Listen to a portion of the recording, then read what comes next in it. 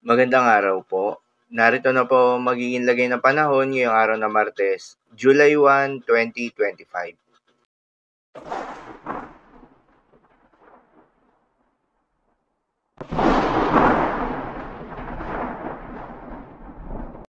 Sa kasalukuyan na tayo sa pag-asa, patuloy pa rin na umiiral itong southwest monsoon o hanging habagat at nakakaapekto pa rin sa may central at southern Luzon, pati na rin sa may Visayas at Mindanao. Dahil dito ay asahan yung maulap na kalangitan na may kalat-kalat ang mga pagulan at thunderstorms. Yung trough or extension naman nitong low pressure area ay nakakaapekto sa may eastern section ng Luzon dahil dito ay asahan rin yung maulap na kalangitan na may kalat-kalat ang mga pagulan at thunderstorms. Habang sa nalalabing bahagi pa ng Luzon ay asahan pa rin yung generally fair weather condition, maganda at maliwalas na panahon sa umaga hanggang sa tanghali. Ngunit pagsapit ng hapon o gabi ay asahan yung mataas na tsansa ng mga pagulan na dulot ng mga localized thunderstorms. Samantala, yung low pressure area na binabantayan sa loob ng Philippine Area of Responsibility ay huling namataan sa layong 780 kilometers east ng Baler, Aurora. Ang nasabing low pressure area ay mas tumaas pa yung tsansa o nasa medium chance na maging isang ganap na bagyo.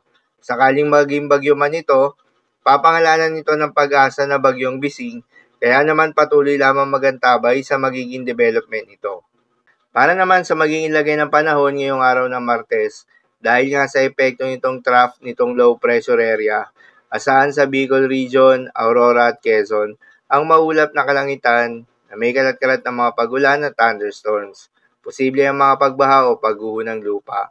Due to moderate to at times heavy rains.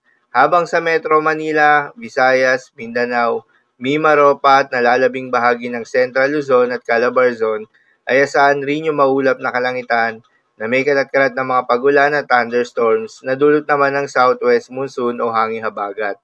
Posible rin na mga pagbaha o pagguho ng lupa due to moderate to at times heavy rains.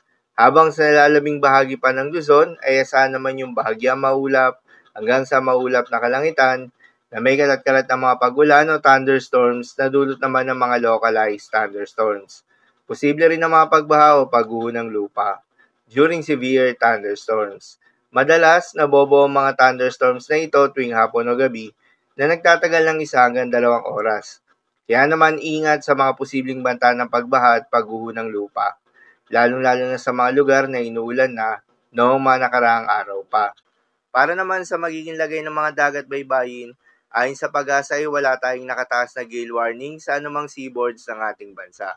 Kaya naman malayang makakapamalaot yung mga kababayan nating mangingisda at yung may mga maliliit na sasakyan pandagat, ngunit iba yung pag-iingat pa rin, lalo na kung meron tayong offshore thunderstorms activity. Asahan yung paglakas ng hangin dahil kaakibat nito ay pagtaas rin ng mga pag-alon. So, inamo ko para sa lagay ng panahon ngayong araw ng Martes. Keep safe everyone.